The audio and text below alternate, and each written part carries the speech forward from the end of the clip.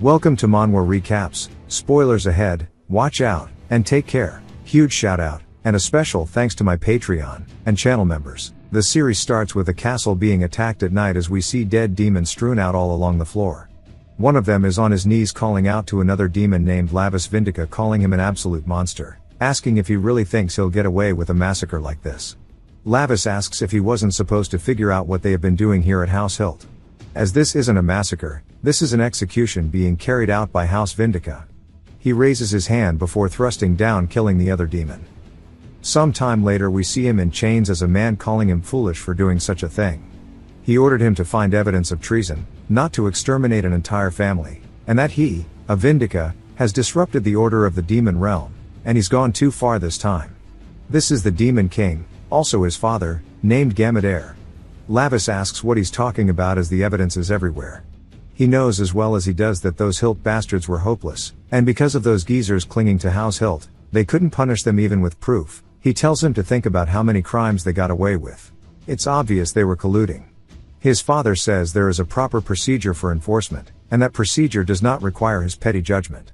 Lavis tells him not to make him laugh, as darkness is swallowed by an even deeper darkness, and that's the law of survival in the demon realm. His father stares at him, and Lavis says that if he can't even swallow a darkness as obvious as this, how can House Vindica call itself the ruler of this realm, as he knows that the order of the demon realm itself is being toyed with by the nobles. His father says he has such short-sightedness, and he truly is a fool. Lavis says that House Vindica can only survive if House Hilt is destroyed. They were committing all of those crimes just to take the throne, and that's why he sent him as an investigator. Instead of those cowards hiding behind House Hilt, and turning a blind eye to order. His father continues staring at him before sighing, then tells him there is no reasoning with him, and that he and the 12 black seats have already decided on his punishment, and that for the crime of violating demonic law, and massacring House Hilt, he shall be banished to the human realm. Lavis looks surprised, telling his father he cannot be serious, and his father tells him that he will pay for his crimes in the human realm where his powers will be sealed, and he can learn the true dignity of a Vindica. Lavis yells, telling him to wait, as he may have killed the Hilt members, but he didn't destroy their souls. His father asks the 12 black seats what they are standing around for, as they need to carry out his sentence at once. Lavis tells him that he won't accept this as he did nothing wrong. The members also are preparing a magic spell, and one of them puts their hand on his face, telling them to have a wonderful time, and that they will take care of things while he is gone. Lavis realizes that he is working for House Hilt, and as we see his eye burning, he begins to let out a scream. We learn that he is forced to descend into the human realm, and the rules of the human realm are: 1. He has to live faithfully as the host body he inhabits. 2. He must not take his own life until his natural lifespan ends. 3. He must not kill any humans. Violation of these rules will result in soul annihilation. He wakes up screaming, and starts gasping for air. He looks down at his hands, and they start shaking because they are human, and he grits his teeth out of frustration, saying that he can't believe he really became a human, and it's all because of that bastard Bamba for screwing him over. When he gets back he's going to pull his horns out first thing, but he wonders why this human body hurts so much. He stands up asking if this is the pathetic body he's really been given, and that those Hilt punks are useless to the very end. It's even hard for him to breathe here because there's no sulfur nearby. A woman enters wondering what that sound was, and calls out to her brother. Lavis turns, and she starts crying, asking if he's finally awake, and hugs him, saying that she thought he would never wake up. He says that this must be the body's sibling. When he looks up, another woman is surprised to see him, and we learn that his name is Minnow. She begins crying as well, thanking him for waking up as he must have been in such pain. Lavis wonders what's going on, and what he's meant to do in this situation. As they say, human relationships are one of the 3 great hells, so he doesn't know if he can survive here. The other woman from earlier was his mother, as his father enters asking if he's finally up. She tells him that Minnow has just awoken, and his father stares at him. Lavis stares back, and his dad tells him to snap out of it, and go to school tomorrow, as he's been in bed for a week, so he has a lot to catch up on. His mother tries to persuade him, but the father says that if he's awake that's enough. His sister asks if he's truly okay, and Lavis says that he actually kind of likes that guy because he gives off a similar vibe to himself, and that there are human-like demons even here.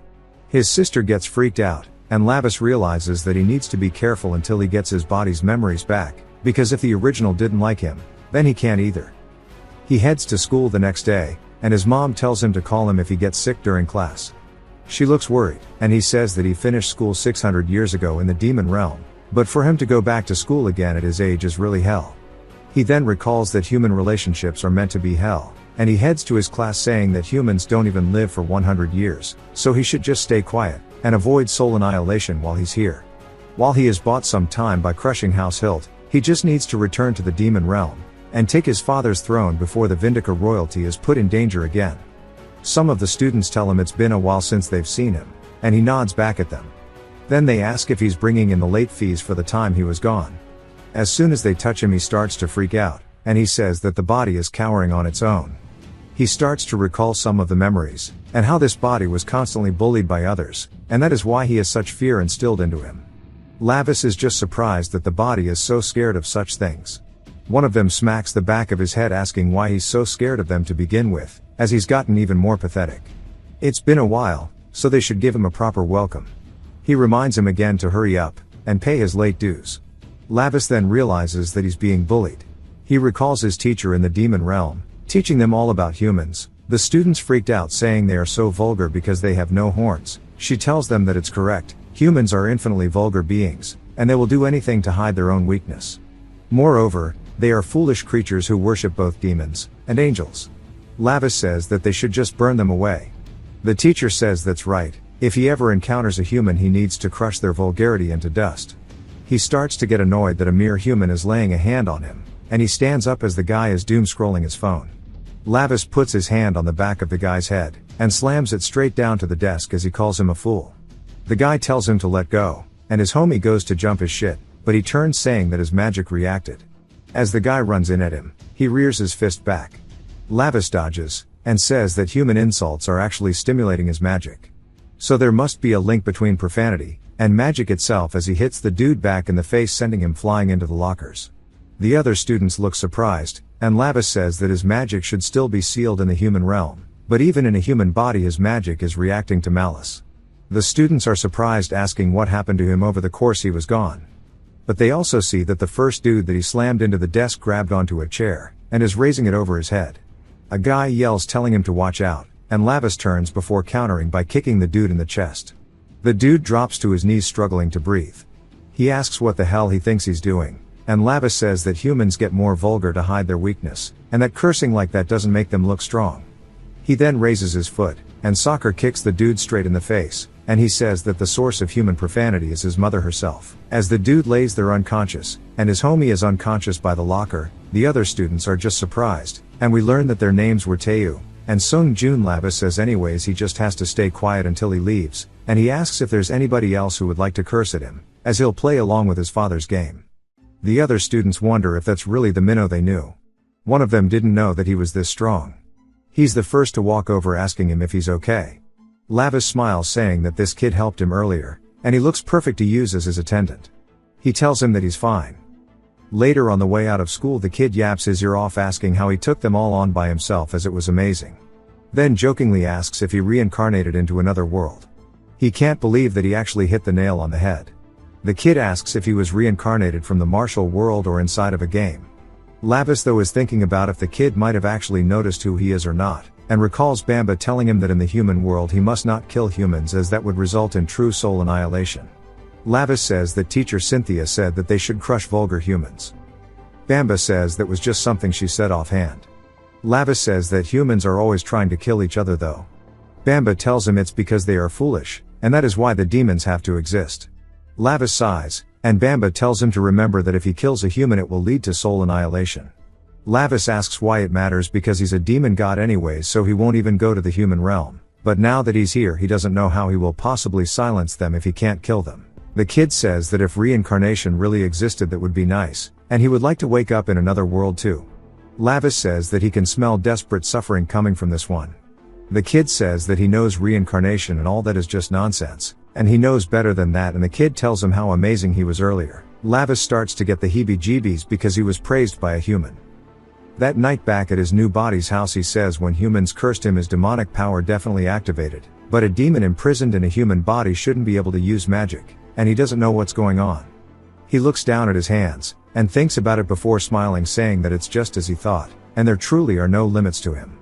He then starts to get sudden pains all over his body, and he falls onto the bed saying that the body is far too weak to handle his power, and he can't believe it hurts everywhere.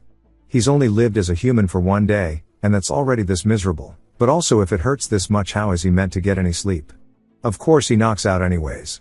The next morning he heads back to school, and the kid says it's been forever since they had a normal school day, and it's thanks to him that nobody mess with them. Lavis says that he'd just rather beat them up anyways since he wants to test his power more. One of the students on cue call out to him, and it causes his body to shiver a little bit when he turns around. We see either Tae-woo or Sung Jun, one of the kids who got bodied yesterday, and someone else asking if he was the one who messed with his little brother. He's been protecting him for peanuts this whole time, and yet this is how he repays that favor. The little Deku from Taemu kid starts to get scared. Lavis gets excited because he's being insulted. The guy smiles, telling him to follow him, and of course he does so because he's a freak. The guy then takes him to a construction site, telling his little brother Tae-woo that he shouldn't be going around getting his shit rocked, especially not by some weakling like that. Tae-woo apologizes, and the guy walks over asking Minho what he's meant to do with him. He says that if he just lets him go, he'll look like a lousy brother who can't keep his brother in line. He puts his finger on his forehead, asking if that's what his mother taught him, to beat up good kids. Lavis smiles, saying that she actually did. The guy gets annoyed before raising his hand, asking why he's smiling. He swings to go down to hit him, but Lavis grabs it, saying that the sharpest curses, the ones that remind him of his mother, are always the sweetest. He squeezes, and we hear the guy's wrist starting to snap, and he screams, asking what the hell he thinks he's doing. Lavis rears back his fist, saying that his mother gifted poison to the tongues of humans, and now he gets to reap all of that benefit. As he hits the guy with an uppercut, he follows with a barrage straight to his face, saying that violence only binds the flesh, but a rotting voice gnaws at the soul, and these pitiful beings are desperately calling out to her. Tae-woo and everybody else are surprised that he's actually whooping this dude, even the little Deku kid too. The guy yells for his boys to jump his shit since he doesn't want a fair fight anymore. Lavis asks if he's really going to be coming at him as a group, and says that's low-key even better for him. Against greater evil, greater power gathers as he starts making light work of each and every one of them, using the bare minimum movements required to knock out them all. Deku is just screaming because he's surprised.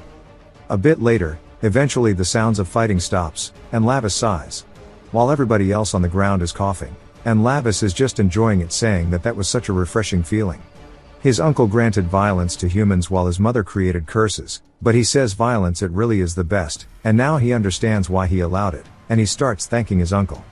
Deku asks what he's doing, and we see some red eyes watching him from a hole, and they're definitely not a normal mouse's eyes.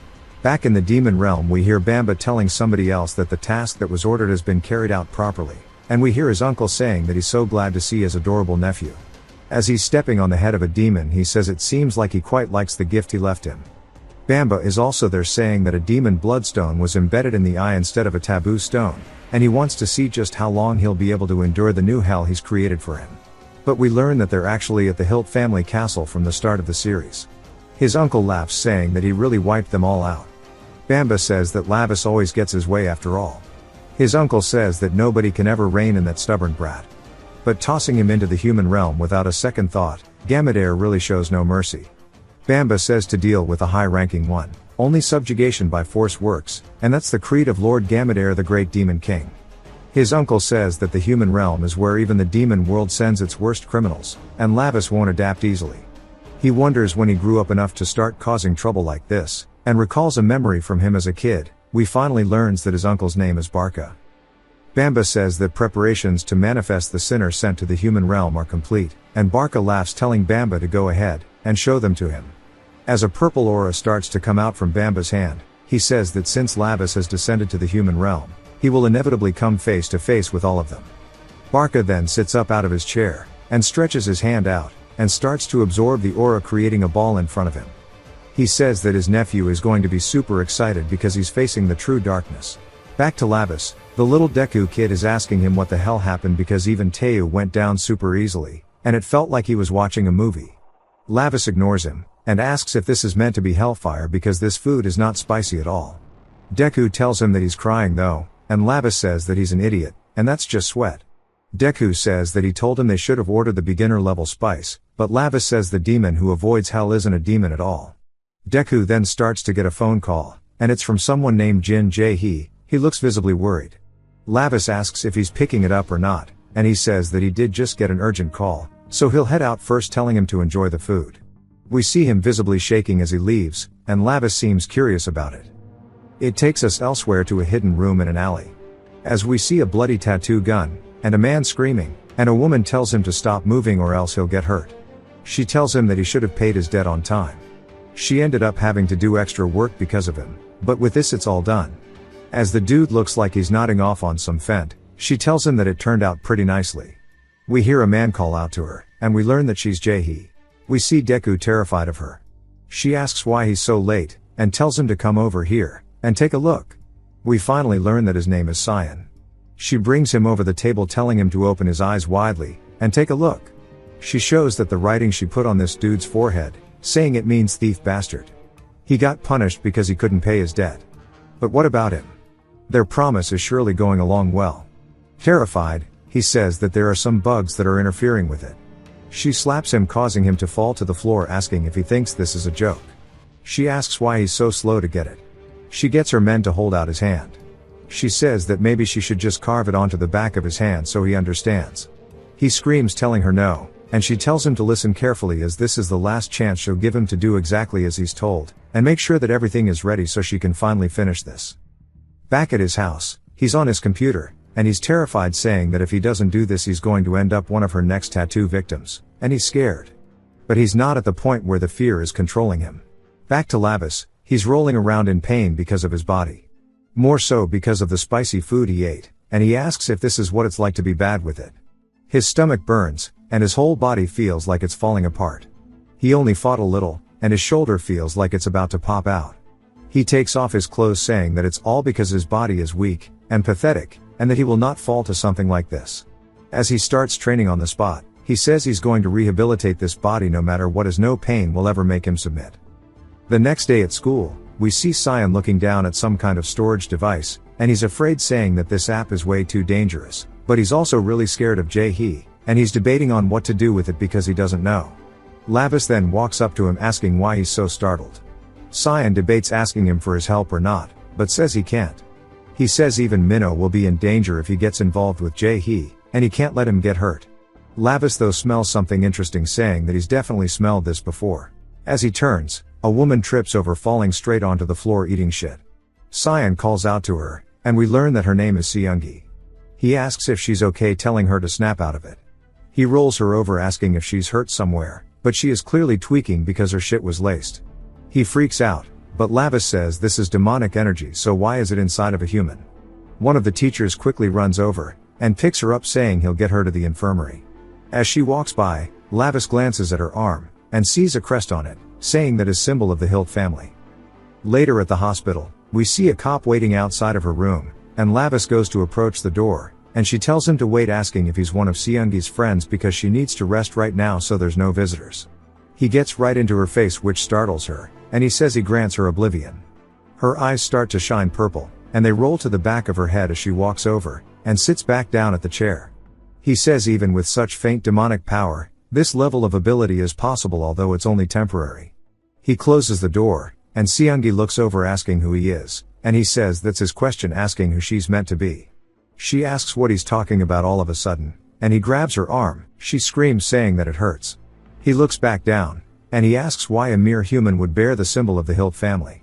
She asks what the hell he's yapping about, and he says that if she doesn't want to suffer worse consequences, to speak honestly, he needs to know her true identity. Her teeth start chattering as she looks up in horror, and she can tell instinctively that he is a demon. She starts to panic, and he tells her to spit it out. She says she really doesn't know anything, and it's because of Jae-hee. She told her that she had to get this tattoo if she wanted to join their crew, and that she'd give her the diet pills too. Lavis says that the faint scent coming off her is definitely a scent he smelled in the demon realm.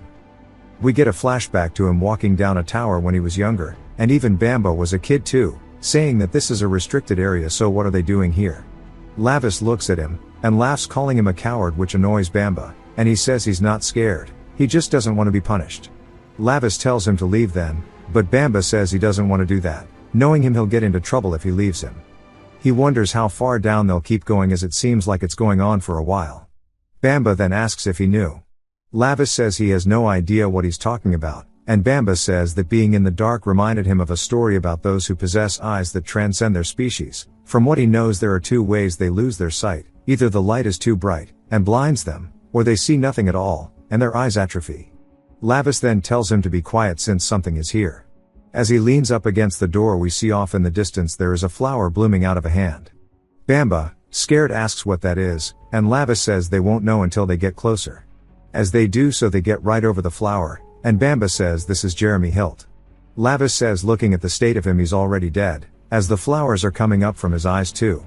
Lavis asks what's the deal with the flower, but Bamba tells him not to touch it, but he rips it out, and starts wiggling. Lavis says this shit reeks, and Bamba says this is the gnawing flower. Back to the present, Lavis says it smells just like that. Seunggi begs to be spared, and Lavis thinks about it before he looks out the window, spotting a bat staring at him. They recognize Lavis, saying they're looking forward to their meeting already. He heads downtown to the alley where Jae-hee's shop is, and he stands before it, saying that with both the hilt crest and the gnawing flower, he doesn't think this is a coincidence. Inside, we hear a man talking about Cyan, and they don't know why anyone's obsessed with that brat. The other dude says they're not obsessed, they just want the app he made, and the dude laughs, saying that he forgot they were going high-tech now. He holds up a piece of candy that somebody named Young Moo had developed it recently. His friend tells him to go easy on that stuff, asking if he didn't hear what happened to Seunggi yesterday, and it's brand new so the side effects are gnarly. The dude says he doesn't care as long as it feels good. When Lavis turns the corner, he spots the hilt crest on the guy's neck, saying that it's the scent once more, and the crest. The guy spots him, and Lavis asks if they got those tattoos from Jae-hee. The blonde dude walks over asking if he's one of Jae-hee's friends, and puts his hand on his neck, saying that he needs to show them some respect. Lavis's eyes start to light up, and he knocks the guy's hand away before hitting him across the face. The guy falls straight onto the floor, and they yell asking who sent him, but he closes the gap, rocking his shit. One of the last two dudes starts charging at him while the other is digging through his pockets. Lavis barely has to move to evade it, and counters by hitting him in the face too. The other dude pulls out his knife, and runs at him. Lavis starts spinning, and kicks the dude right in the neck, knocking him out instantly, and he asks where Jae-hee is. The blonde guy stands back up, and is straight tweaking, saying that he's going to kill him. Lavis says that his demonic energy just spiked, and the guy leaps at him. Lavis can tell that his movements have changed, saying that the drug enhanced his physical abilities. But as he's going backwards to dodge the attack, he trips over one of the dudes, and falls onto the floor. The blonde guy is now leaping at him like a pit bull at a daycare, and rears back his fist, going to attack, and Lavis realizes that this is bad. Elsewhere, we see Jae-hee inside of the room with some other people, and she says that she's sorry but the app isn't finished yet. Someone else says that they made it very clear this time so it won't be long. The guy on the couch says that he feels like he heard that last time. Also, they caught the one who was skimming the blue ribbon supply. The dude says he made a mistake asking to be spared, and he only needs one chance as he won't mess up again. The guy on the couch looks at a pot of fake flowers, and pulls them out. Then over to the dude. The guy begs for mercy, and starts squirming, and screaming. The dude raises the flowers into the air. As the guy screams, he stabs them straight into his eye, because they are fake plastic flowers that have been sharpened down. Jae-hee looks scared, and the dude continues to beg to be spared, but the guy still has more flowers in his hand. He stabs straight into his other eye, blinding the man by putting flowers into his skull. He tells him that there are no second chances, and he trusts that everyone here understands that. Specifically though, he's talking to Jae-hee, telling her to stop making excuses, and bring the app to her. She says that she understands. On her way back to her shop, she says at this rate she's going to be screwed too. Panicked, she's telling Cyan that he needs to pick up his phone. We see him at his desk, and he looks down at it before he answers it. But it's none other than Lavis, saying that he was going to look into it himself, but the kids here aren't listening to him. Cyan asks what he means, and Lavis asks if he knows who Jae-hee is. Lavis tells him that he saw him pick up a call from her previously. Cyan asks how he knows that, and Lavis says that the name was flashing right there on the screen, and he needs to know where she lives. Cyan asks how he even knows Jae-hee, and if those guys have got to him. Lavis says that it's not that. He's the one who came looking for Jae-hee because he needs to verify something. Cyan asks where he is right now, and he says that he's at her tattoo shop, but she's not here. He then notices something, and walks over towards the stairs as he sees a little cat startled to see him. Cyan says that he absolutely cannot get involved with Jae-hee, and he's coming to get him right now. Lavis is just confused, and looks over at the cat, seeing it playing with the ball nervously. It's obviously pretending to be a normal cat, and he calls out to it, and it continuously grows more nervous as he picks it up. He says he knows it understands him. The cat meows, and he says that he needs to understand it too. He starts glaring at it, and the cat yells, "Yes, sir." Lavis says last time it was a rat, yesterday it was a bat, and today it's a cat, and he wonders what exactly it is, and why it's doing this Dr. Seuss shit. The cat says that it is a monitor from the demon realm sent to the human world. Their mission is to keep an eye on the prisoners without being noticed. That's why it was watching over him. Lavis says that its demonic energy is too weak, asking if it's really a demon. The monitor says that she doesn't know how he managed to notice her. Lavis says that it stands out way too much, and also it's standing on its 2 legs right now. She looks surprised. Lavis tells her there's no point asking any more questions, then tells the master of this creature to show itself. Its eyes start to lock in, and it takes us to Bamba, who says that was faster than he expected. He says that Lavis sure did figure it out pretty quickly. Lavis calls Bamba a bastard, asking if this was his doing again, and Bamba says calling his friend a bastard is cold. Lavis asks what he's plotting, and Bamba asks what he's talking about. Lavis sighs, saying to forget it, and he just has one question, as things are different from what he remembers, and if a prisoner normally can use demonic power in the human realm. Bamba says that there are exceptions to every rule, and he'll figure that out on his own soon enough, and if there's anything else he needs to ask. Lavis then mentions the gnawing flower, saying that the scent is strong in this world, and Bamba smelt it back then, so he should know that it's a flower forbidden even in the demon realm, yet he can sense it here. Bamba says that the demon realm's administrators already know that the Hilt family's reach has spread to the human world. They were persistent bastards, so they can't exactly say that they were completely wiped out. Lavis asks if it's really the Hilt family again, and if he's saying that the remaining forces are here in the human world. Bamba laughs, telling him that the human realm isn't what it used to be. It's a playground for all sorts of conspiracies now, but this works out perfectly since he's already there. He should go ahead and clean them all out. Lavis asks what he's talking about, and tells Bamba to spill the rest of it, but the monitor loses connection. Lavis wonders if the connection was cut, and gets annoyed. Still outside of her shop, He is panicked that he's not picking up, saying that time is of the essence, and she can't believe he's not answering his phone. She gets so pissed she says that she'll go forcibly get him. Someone else gets a call from her, and the dude asks what's up. It's Sung Jun. She tells him to come to the office right now since they're going to go catch that bastard Cyan. Back to Lavis, he tells the monitor that she must know a lot about the human world, and she says she's supposed to since she has to visit the prisoners in rotation. She receives regular updates on basic info, and her detection abilities are decent. He tells her to return to her original form, and she looks confused. He asks if she wants him to do it for her, and she screams, saying no. She casts some magic, and it's super bright, and she turns into a little demon girl. He says that she looks way too weak. He says that she must have been sent here for a reason, asking what her name is. She says that she doesn't have one of her own. He tells her that her new name will be Street. Since he picked her up from the street, she should never forget where she came from. She gets excited by the fact that she has her own name now, and she thanks him for giving it to her. He then tells her to spill everything she knows about the human world. Downtown we see Cyan running in a hurry, saying that Minnow is in danger, and he should have kept refusing until the end. We get a flashback to him running somewhere else after he got an app challenge reward, saying he can't believe he won, and that's when he ran into He and her gang.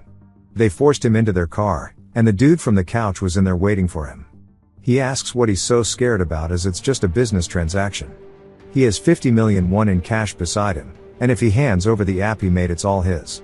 Cyan says he didn't make it to sell it. The guy thinks about it, telling him that's just what he thinks. Of course he didn't say anything because he was scared. Back to the present, he's still running, saying that he needs to get there as fast as he can to make sure he doesn't meet He. He then bumps into someone. When he looks up, he realizes who it is. It's Sung Jun. He says they didn't even have to go looking for him. Scared, he looks further into the alley, spotting He, and she tells him that he's finished now, and he starts to get scared. We see them throw him into a room, and He says from now on his only job is to manage the app here, and if he doesn't want to be locked up for the rest of his life, he better do it right. Cyan tells her to wait a second, but she says that they're going to be watching every move from outside, so he better not get any funny ideas. She then closes it, and they also have him trapped in there with a guard watching over, and he says that it's all over. Sung Jun asks if that guy is really a developer, as he looks like a pushover. He tells him that they need what he built if they want to redistribute the blue ribbon. The other guy says that the app he made is called I'm Here, and he doesn't know how that's supposed to be a distribution channel, as even the name sounds like trash. He boots up the computer, and starts working on the I'm Here app. The couch guy approaches asking if everything is ready. He explains to them that it is the core of their project, and once they have the buyer's data in their hands they will be able to manipulate the market however they want, and the real-time location sharing feature within I'm Here will be their primary weapon for expanding the business. Sung Joon asks if they're finally going to start selling Blue Ribbon for real, and he says that they will, and it's time to show Blue Ribbon to the world. Back at the school everybody is talking about the app, and how if you sign up, and add someone as a friend you can get 30,000 won per person for cash back. Everybody begins downloading it, and adding one another, and there is a sign-up event going on for diet pills which is Blue Ribbon. He can't believe that the amount of users increased this much in just one day, saying it's insane. Sung Joon agrees, and I guess the couch guy was Young Moo who we heard mentioned before. He then asks if they haven't caught the bastard who trashed her shop, and one of them says he checked the CCTV, but all it showed was a bat. She asks why the hell a bat would be there, and he takes her to the security room, and it shows a bat just staring at the camera the entire time. She asks about the other camera, and it's being blocked off by a rat this time. She asks how this makes any sense, and Sung Joon gets a notification telling he to check it out as the Blue Ribbon stock just arrived. Back to Lavis, he's looking down asking Street what she's doing. As she's struggling to fit into a hole, she says she put on a little weight lately. He asks about the investigation he ordered yesterday, and she says it was by no means an easy task, but she finally figured it out. After he knocked out the dude at He's shop he picked up Blue Ribbon, and says that it's definitely the scent of the gnawing flower. He says they have been consuming this to awaken since it is impossible to cultivate the gnawing flower without a host, but he doesn't know how they got their hands on this when it was wiped out even in the demon realm.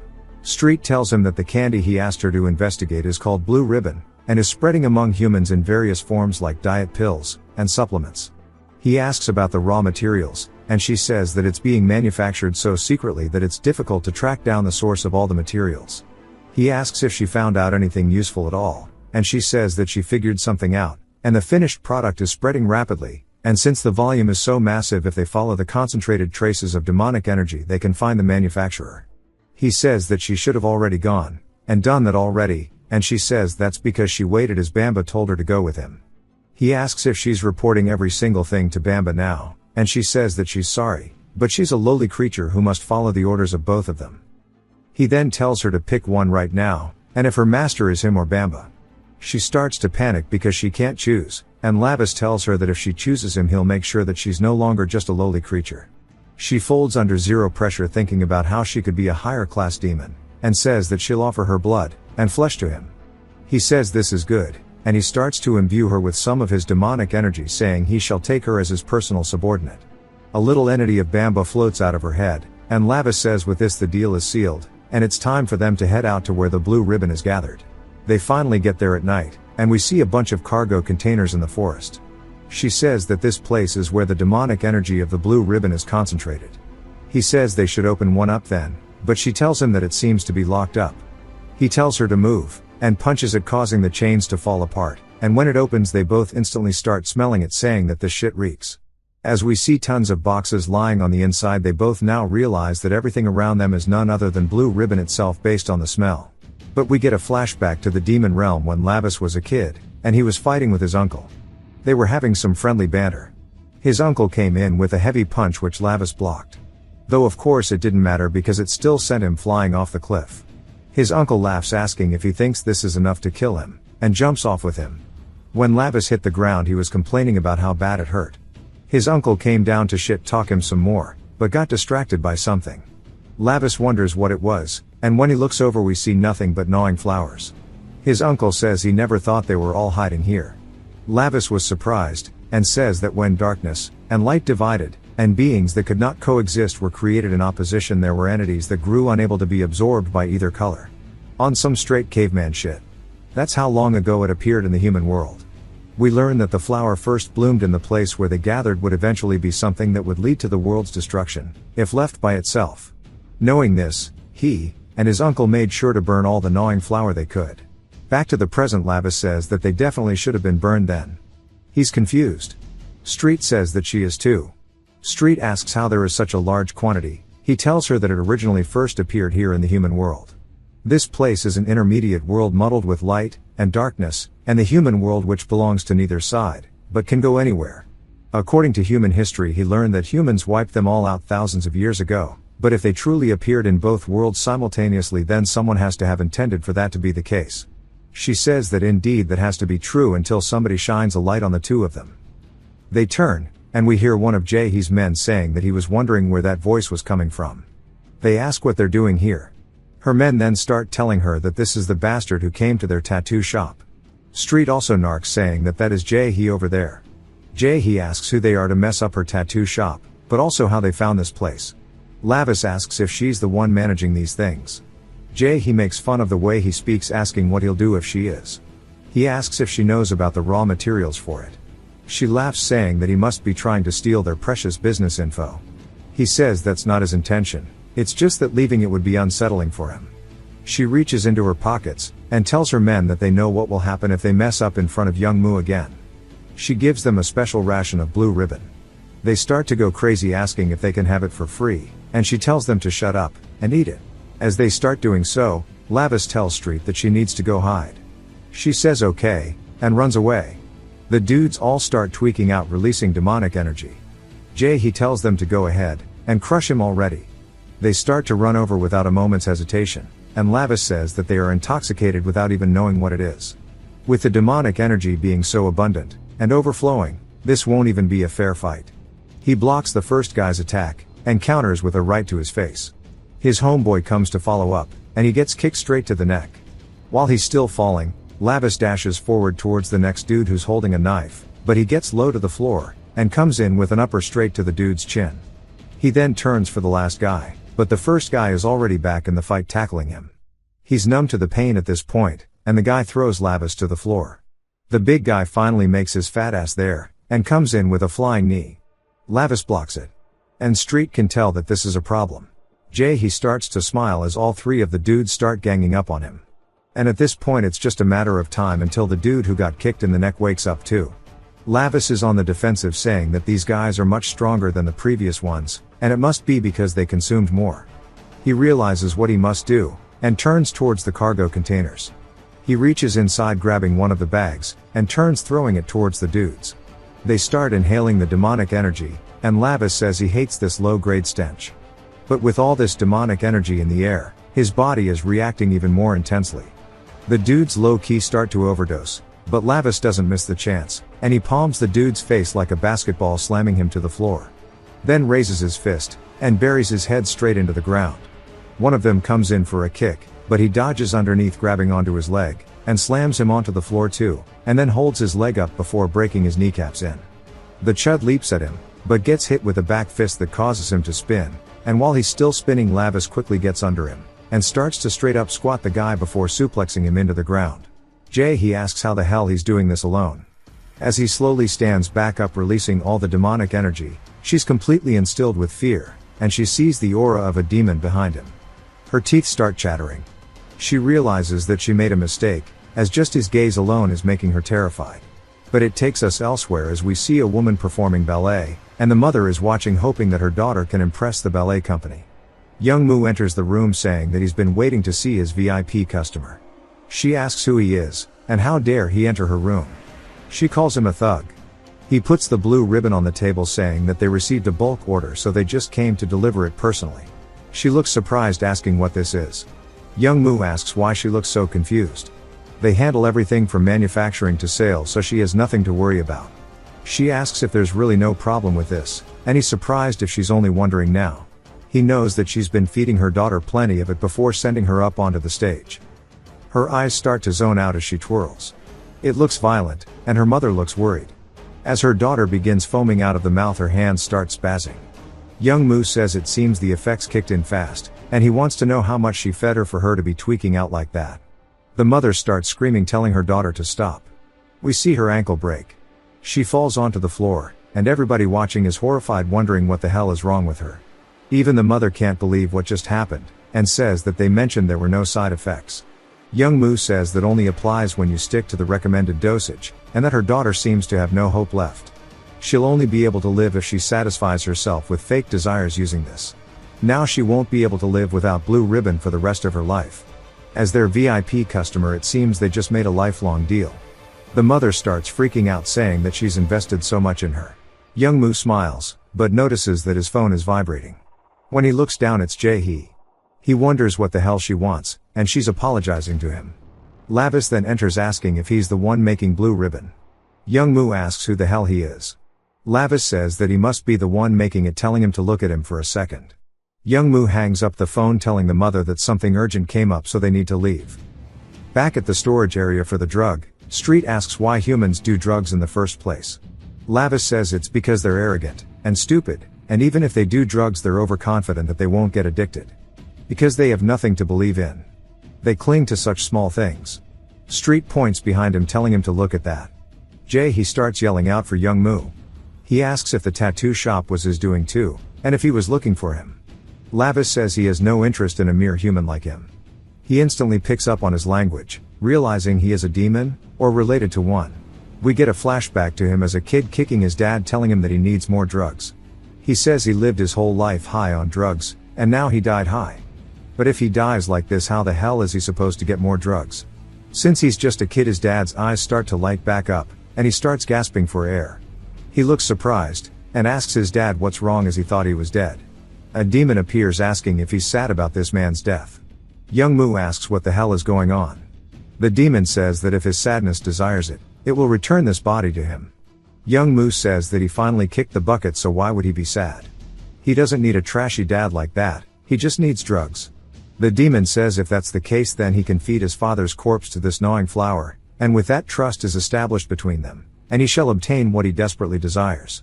Young Moo tries to ask about the gnawing flower, but the demon says if someone appears who deceives his loyalty, and denies the gnawing flower, he can kill them, and his faith shall protect him. Young Moo looks down at the flower in his hand, and starts smiling before he runs over to his dad, and plunges it into his eyes. Back to the present, Young Moo asks what he means by merely a human. Lavis says that it looks like he is something that he believes in. Young Moo says this is true because he was given a new life. Lavis says as expected he made a contract with a demon, and he tells him that he doesn't know what kind of trash he believes in, but both that bastard and him are a pity. Young Moo asks if he's really insulting him, and he tells his men to drag him to him right now. Street starts hauling cheeks. Lavis says this is boring, and he needs to end this quickly. Meanwhile, we see an ambulance as the mother is rushing her daughter to the hospital. It's not just her that's having trouble, because even the fellow students at Lavis's school are getting addicted to the drugs, and people all over are having overdoses. Sung Jun and his boy are talking about how it's already piercing through China, and Japan too, and that Young Moo really killed the sales for this. Meanwhile, Cyan says that it's because of the app that he made drugs are spreading this fast, and he needs someone to stop this now. Back to Lavis, one of Young Moo's bodyguards falls onto the floor, and he yells, telling Young Moo that this bastard is not human. Young Moo thinks about it, recalling the demon saying that if someone appears to deceive his loyalty, and denies the gnawing flower, to kill them. He pulls out 3 blue ribbon pills, and eats them, saying that he will do so. He says the demon's name that he's working under, and it's none other than a man named Lord Barwer Hilt. He tries telling Young Moo that he's not an ordinary high schooler, and he might be a part of the kids making the new drug. Lavis asks what the hell she's talking about, and Young Moo takes the chance to close the gap. Lavis turns, and blocks the attack, but that moment of distraction puts him on the defensive, as he's having to permanently block all of Young Moo's attacks. Lavis says that he's fast, and he's on a much different level than all those other guys. Young Moo asks how he's able to block his attacks, and if he received that guy's blessing too. Telling him that he is his god, and he must be his god alone. Lavis says he understands it now. That the gnawing flower, and this filthy smell, it means the god he believes in is none other than Barwer Hilt. Young Moo asks how he knows about him, and Lavis says it's his fault for picking such a pathetic loser, and he picked a bad person to trust. Young Moo tells him to not insult the one who took pity on him. Lavis laughs, saying that he must have looked so pathetic that he sought him out even while hiding, and running away himself. Young Moo yells, saying that he is not someone a wretch like him can speak of, and it sends him in a blind fit of rage, and he starts just attacking wildly. Lavis says that Barwer has really moved up in the world, and back when he was murdering the entirety of the Hilt clan, he actually noticed that that coward ran away all on his own, but he didn't bother chasing such a rat. For him to be getting treated like a king here, he needs to find him, and exterminate him, once and for all. Young Moo says that he should not even utter Barwer's name, and for some reason he begins to release even more demonic energy than he did previously, but the stench is really getting to Lavis at this point. Young Moo says that anyone who insults Barwer will be killed by his own hands. He grabs him by the back of his head, holding onto his hair and collar, and starts kneeing him in the chest before he picks him up into the air and slams him onto the ground. Lavis looks up only to see Young Moo crouching over him, and starts wailing all over his face, saying that the blue ribbon, as well as Barwer, is all his, and nobody can take it. Lavis says that he's already lost his reasoning to the demonic energy, and he really intends to kill him here. Young Moo screams, and continues attacking him. Street watches in fear, saying that she can tell that Lavis is at his limit with the human body, but if this were the demon realm he could use his abilities. Bamba and Barca are watching this. Bamba says it seems the test subject for the gnawing flower has completely fused. Even if Lavis is in a human body, since he has the demonic bloodstone embedded into his eye, he thought he'd be able to suppress the test subject, but he might genuinely die this time, and then Lavis's soul would be annihilated forever. Barca asks if he knows what Lavis hates the most. Bamba says that he hates pretty much everything, so it's hard to pick just one. His temper is nasty as hell, and he wonders who he takes after. Obviously he's taking a shot at Barca. Barca tells him that he can feel that he's catching strays, but tells him that it's filth, and that he's a misophobe, and he absolutely can't stand anything dirty. Lavis stops the next punch by grabbing his hand, telling him that he's dirty as hell. Young Moo is surprised that he actually stopped it. Lavis tells him he can't stand it anymore. That stench coming from him is way too strong. He starts to squeeze onto Young Moo's fist, which causes him to pull away from the pain. Lavis says even if it's just his left hand, it feels like he's regained his original hand. He looks over at Young Moo, who is still confused by the situation. Lavis says he doesn't want to touch that filthy body of his. His hand begins to glow with demonic energy, and he quickly closes the gap, saying he's going to end this now. The first punch sends Young Moo's head flying backwards, but he manages to not fall over, and he's just surprised that a human can have this much power. Lavis asks why he keeps calling him a human when he's not one of their kind. He then hits him in the face again, and this one sends him flying backwards as he skips along the floor. He watches the entire thing horrified, and falls onto the ground. Young Moo asks what the hell he's yapping about. Lavis says that's his line, and he needs to stop opening that filthy mouth of his. He hits him once more in the face, and this time it sends him soaring into the air. Bamba watches, asking why he's suddenly acting like this. Barca tells him that Lavis must have a headache from the stench coming off the test subject. It must have been hard to get close because of the smell, because of course he hates filth more than anything. When his misophobia is overly stimulated, it leads to an awakening, letting him use a portion of his body's real power. Bamba asks if that means he can use his full power in a human body. Barca says that it's because Lavis is no ordinary guy. No matter what anyone says, he's undoubtedly just like him, as he takes after his uncle. Young Moo gets sent flying backwards into the boxes, and Lavis tells him to consider himself lucky. Lucky that he couldn't commit murder with his body. Young Moo is still in disbelief, saying that he received a direct blessing from Barwer. Then he realizes that he's right up against the boxes. It clicks in his head, and he says that the blue ribbon is right behind him. Lavis tells him to not get any funny ideas, as he'll finish this without killing him. He widens his stance as if he's charging up his punch. And we see it generate a shockwave in the air as it comes in, and Young Moo can't help but watch as it closes the gap in an instant, shoving his head straight backwards into the box. Lavis then slowly lets go of his wrist, and pulls his hand back as Young Moo's face is buried into the box now, and his body's gone limp. He looks like he straight up died. Lavis puts his hand into his blazer, and takes out a tissue to cover his nose, saying that the stench is fading a bit. Meanwhile, Cyan is looking at his app, saying this is not it, and he didn't design the app for this purpose. He says he went to a predetermined school, and his relationships were formed inside of a classroom he can't escape from, just to survive, and avoid becoming a target. He forced himself to act like he liked someone else, and sometimes acted like he hated someone too. Without needing to pretend to be close, he just wanted to help people find relationships they truly needed. That is the reason he made the app. He didn't make it to sell drugs. As he starts changing the code, Bro is trying to decode the Epstein files, and outside of the room, Sung Jun and his boys wonder if this is an error because their apps are acting up. Realizing it's a matter of time until they catch on, he quickly runs to the door, and jams it with his chair. They start banging on the window and door. Sung Jun tells them to hurry up and get inside, but Cyan plans to permanently delete the app. As he goes to finalize it, Sung Jun throws a stool into the window, shattering it. They all start leaping in, and Cyan realizes this is bad as they hit him straight across the face. The app was only 30% into deleting, and one of them starts beating him. Sung Jun tells the other dude to hurry up and stop the deletion, or else Young Moo will come and kill them all. Cyan says he has to hold on until it is deleted, and he needs to be desperate in situations like these. He grabs onto a glass fragment, and swipes cutting one of the dude's shins, and makes a break towards a fire extinguisher. He pulls the pin, and turns telling them this is his, and he's tired of working for these pieces of shit. He starts spraying the fire extinguisher, and while they're distracted he watches the progress for the deletion go all the way to the end. He says he actually did it. Sung Joon charges straight towards him, grabbing him by the throat. He slams him to the floor, telling everyone else to tie him up. They can't really see too well because of the fog, but start to make their way over. Cyan is desperate, and he starts to grab onto Sung Joon's arm, saying that in the end, this is all he amounted to. Sung Joon starts flaming him. But we see Lavis appear behind him, asking how dare he lay his hand on his attendant. Sung Joon turns confused. As Lavis's hand extends out of the fog, Sung Joon's men hear him scream, and wonder what's going on. They finally see him as his nose is pouring blood, and Lavis is whooping his shit. They realize they need to help him, but Lavis doesn't miss a beat, as he charges straight in, and hits the first dude with the left, and the second instantly with his right. They fall over at the same time, and he asks why they're laying a hand on his one and only servant.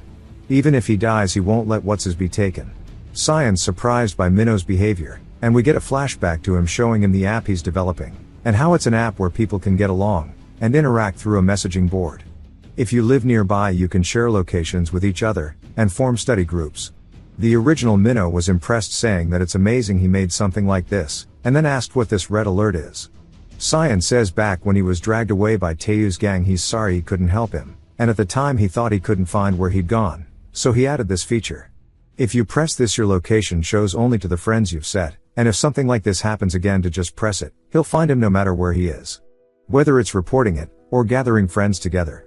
The original Minnow smiled, but we see that he had pain in his eyes, then he thanks him saying that he'll download the app immediately, as Cyan was his actual friend. Cyan's now starting to look up at him super teary-eyed, and Lavis asks him if he's the one who sent this. Cyan's so glad that his signal sent through, and begins to cry full-blown tears thanking him from the bottom of his heart, and we see him looking so relieved. Back outside, we see Jae-hee being held by Street, and she wonders why she's so damn strong. Street tells her to just stay still, and shut the hell up. Lavis and Cyan then turn the corner, and Jae-hee makes a break for it. But Lavis says to leave her as he doesn't need her anymore, and first of all it seems all the gnawing flowers are gone. As he set that shit ablaze, the cops and fire department showed up saying that they need to suppress the fire immediately. But they wonder what's going on here in the first place, and then they look over spotting young Moo and his boys, and recognize them as local thugs. As Lavis, Street, and Cyan are walking back home, Cyan can't help but stare at Street, confused by who she is. Lavis says he can't help but feel like his uncle Barca is using him, and when he gets back he won't let this shit slide.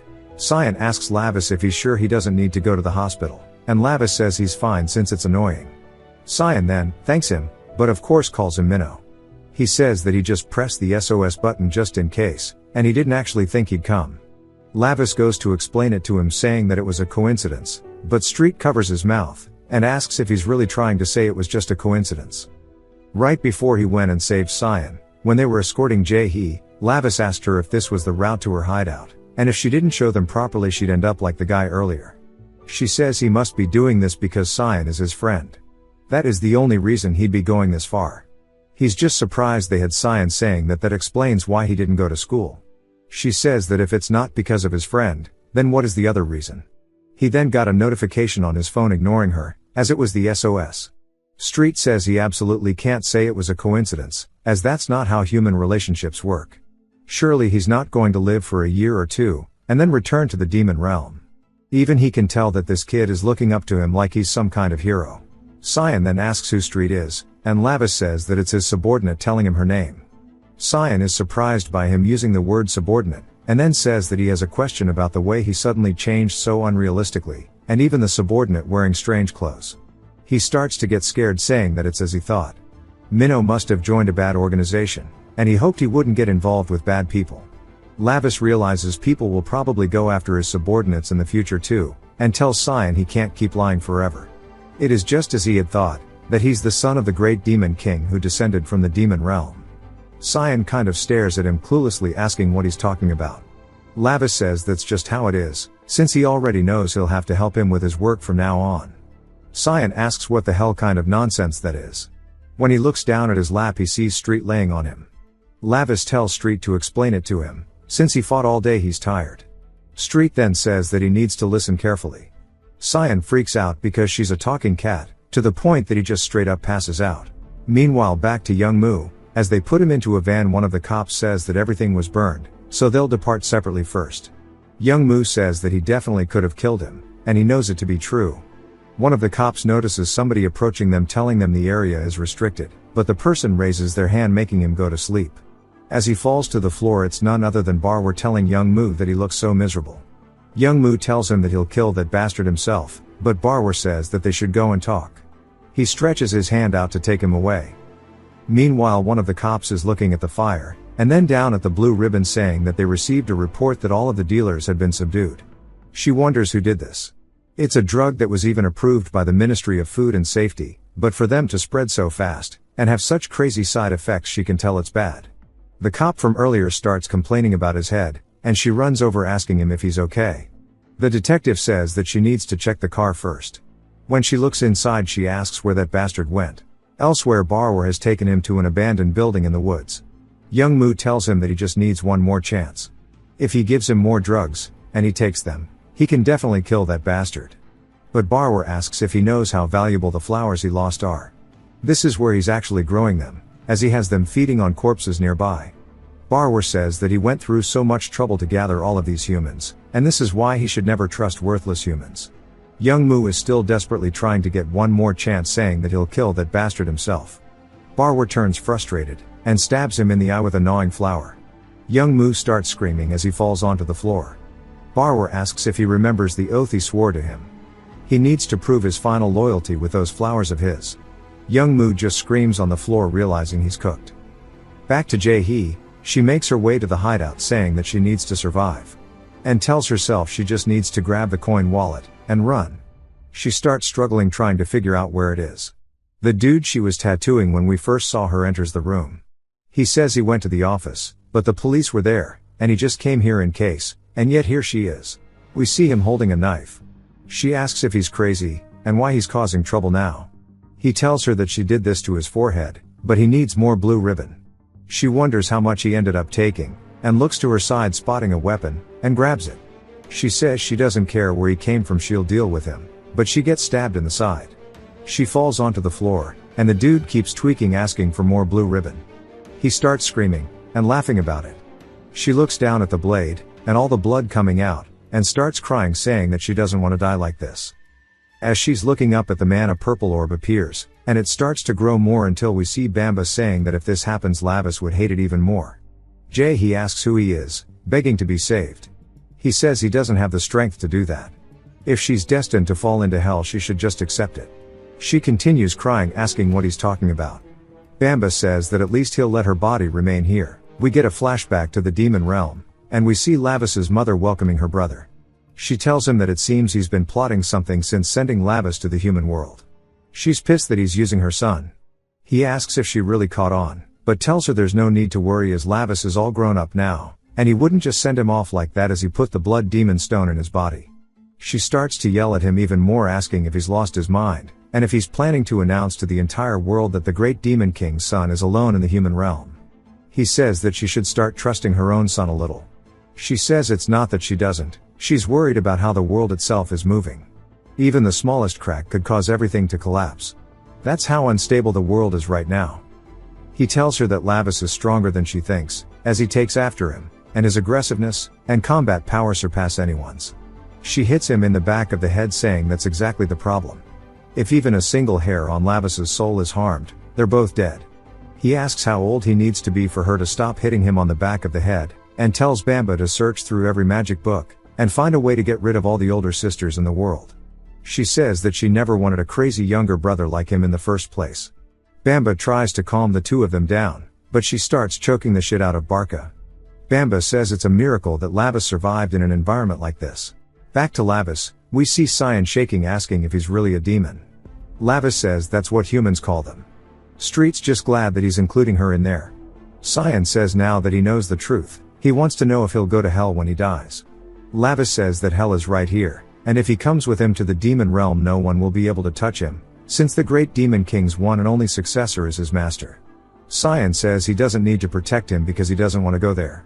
Lavis says he can't wait to go back, because he's going to rip out Bamba's eyeballs, and suck on them. Cyan then asks about the original Minnow. Street says that he was destined to die anyways.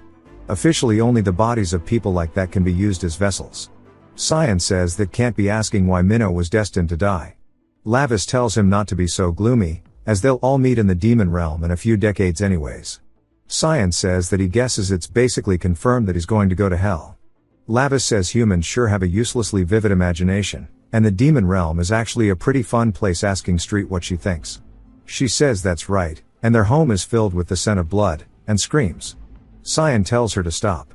Lavis says that he still has a long way to go before that, and not to worry, as he can just treat him the same as before. But he needs to make sure he never lets it slip. Cyan cries saying yes. Lavis says that his whole body hurts, so he's going to be leaving. Street says she'll go with him. Back at his house, he enters the house saying his head hurts, and he might have used too much of the Bloodstone's power. His sister greets him with a cake telling him happy birthday, and that she and Mom worked hard on this cake since yesterday, but she can't guarantee how it tastes. She puts a hat on his head saying that their parents will be home soon, and they can start with a birthday selfie. He looks down at her face seeing a band-aid, asking what happened. She says that there were some guys bullying an old lady, and she stepped in, and it's nothing. He tells her that she did something unnecessary, and it's strange that she's helping others when she isn't even strong. She says that he must be hungry, telling him to eat a bite, and she shoves it into his mouth. Instantly he starts to develop a sweet tooth, saying that it's straight gas. We then hear his dad screaming. He enters their house saying they need to figure out who threw eggs at him, and figure out where they live. Then he hits him in the face, saying he should just kill him first since he couldn't even do something as simple as that. The mother tries to calm him down, and he hits her, telling her to let go of him. The sister screams saying that Mom didn't do anything wrong. The dad yells at her, and then spots the birthday cake, saying that he got hit with eggs while campaigning, yet she's here eating a cake. He pushes her aside saying that she's something else, and if he were her real father he wouldn't even eat this shit to begin with. He throws it across the counter, and it lands on the cabinets. The mother starts crying, begging him to stop, as today is Minnow's birthday. He asks why they would be celebrating a birthday at a time like this anyways. Lavis glares at him. He stares back, then walks away annoyed, and slams the door. Lavis looks over at the cake, and gets pissed, asking if he's really touching what's his. His sister and mother start comforting one another, but Lavis is still just pissed, saying that he's a super arrogant human. Sometime later at his dad's workplace, he's complaining about Young Moo, saying that he cut off all contact, and hasn't even been sending them money anymore, and he wants to know where that bastard is hiding. Since if they want even a single photo with Assemblyman Park, they need to shove in an advance payment first, and it's all because of that bastard Young Moo. His man says that he'll do the utmost to find him. He's still just complaining, saying it pisses him off enough that they have to grovel to a bastard like that just to raise approval ratings, and every one of these assholes is acting like trash. A man bursts into the room telling him that a video of Mina is going viral on the internet. He asks what the video is, and tells him to take a look. It shows when she was stepping up to the bullies for the old lady. Mina barks at them, asking why they're even bullying an old lady to begin with. As they keep arguing, one of them hits her in the face. Her father's expression doesn't even change. As Mina starts comforting the old lady, he asks if something like this really happened to his daughter. They say that if they reveal that it is his daughter, it will be a great help for his approval ratings. He starts to laugh, and smiles, saying this might actually make for a good picture. Sometime later, we hear some people talking about how such a beautiful face could have been hidden. They call for two people. One named Han Young, and the other is named Han Soo. They ask her what's up, and she says that it's mother's new vessel. As we see Mina on the screen, Han Young says how pretty it is, but Han Soo doesn't seem impressed. She stares at it. The mother asks if she doesn't like it. Han Soo says not really. The mother asks if she's jealous, as the child has the face she bought, so she'll become her new body. As the human body ages too quickly, the wrinkles make her ugly. But to discover such a perfect new vessel, this is fate. Han Soo still doesn't seem impressed. Han Young says it's such a pretty doll, and he wonders what sound it will make when it breaks. Back to the dad. He sees a YouTube video talking about how it's actually the daughter of the mayoral candidate. A lot of people are leaving good comments, and his underling says that her video is also going to air on the 9 o'clock news. The dad says that's excellent, And to think that the kid who used to spout nonsense turned out to be such a blessing. He's going to need to pay more attention to the family from now on. He tells her underling they'll make her even more of an issue with good deeds and volunteer work, and they can schedule anything under her name. He says yes sir, and then tells her that the CEO of Knox Entertainment, Young Ju, has contacted them. He asks why Knox is interested, and the dude says that they saw Mina's video, and she said she was interested. He starts to laugh at this, saying that his daughter really is a treasure. On the way home from school, Cyan says that he had no idea that Minho's stepdad is a mayoral candidate. Lavis then asks how much he knows about Minho's family, and Cyan says that he never talked about it directly, and he just knows that he got along well with his sister, and he really cherishes her. Lavis says that his uncle always said to cherish those necessary for his power, and that included both his uncle and Bamba, and he thought that shit was annoying. He then thinks about it, and looks down asking Street what she thinks she's doing, and why she's stuck. As we see her stuck again, she says that she ate too much these past few days. She then shows him a letter, and he asks if that's what Bamba left, and she says it is. Bamba tells him he did great, and that he sent him a gift so he can do his best with it. Of course, Lavis rips the letter up, saying that he's going to tear that bastard apart before his uncle, and Street tells him to calm down.